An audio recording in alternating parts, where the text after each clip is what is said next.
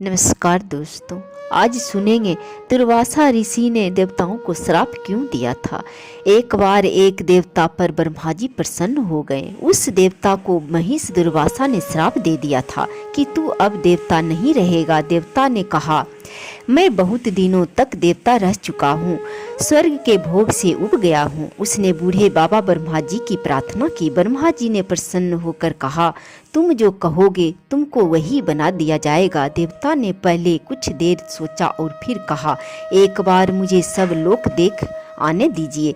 ब्रह्मा जी ने स्वीकार कर लिया। देवता भला देवलोक में क्या देखता, नाचने गाने वाले गंधर्व यक्ष किन्नर ये सब तो उसके सामने सेवक ही थे।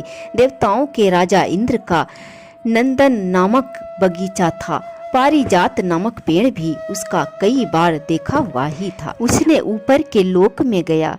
उसने ऊपर के लोक में जन लोक देखा, तपोलोक देखा, इनसे आगे महलोक और सत्यलोक भी देखा। वैकुंठ साकेत गोलोक और शिवलोक जाने की उसे आज्ञा नहीं थी। उसने सोचा, इन लोकों में ऋषि बनकर रहने से तो तपस्या करनी होगी। भोग यहाँ है नहीं। हमने जीवन भर स्वर्ग के भोग भोगे हैं, अब इस बखेड़े में कौन पड़ेगा। वह सीधे नीचे चला पाताल की ओर।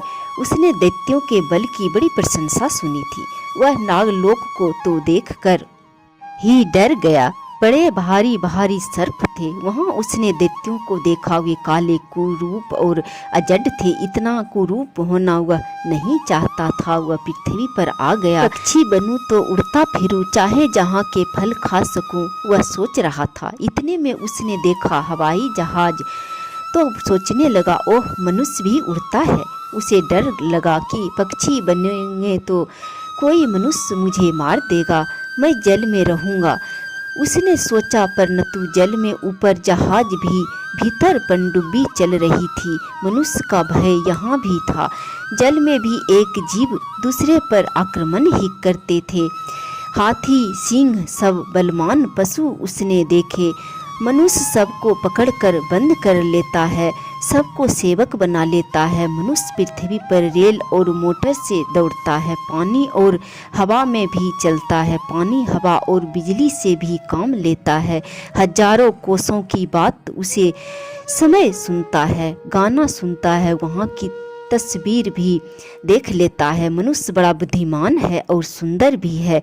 वह सोचते सोचते लौटा, वैकुंठ साकेत गोलोक और शिवलोक कैसे है और उनमें क्या है। उसने ब्रह्मा जी से पूछा, वे बड़े विचित्र लोक है। वहाँ यहाँ के सूरज चांद का प्रकाश नहीं है, वे अपने ही तेज से प्रकाशित है।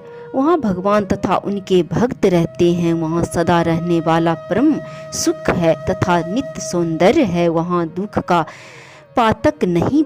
ब्रह्मा जी ने बताया। देवता शीघ्रता से बोला। तब मैं ब्रह्मा जी ने उसे बोलने ही नहीं दिया। वे बीच में ही कहने लगे, वहाँ तो केवल मनुष्य अपनी साधना एवं भक्ति से ही जा सकता है, तब मनुष्य बनूंगा। देवता ने झटपट बता दिया। उसने देखा था कि ब्रह्मा जी प्रसन्न न होते तो वह कुछ भी नहीं बन सकता था और मनुष्य तो देवता भी बन जाता। ब्रह्मा जी ने उसे मनुष्य बनाकर बताया, नर तन सम नाही कब नेऊ देही।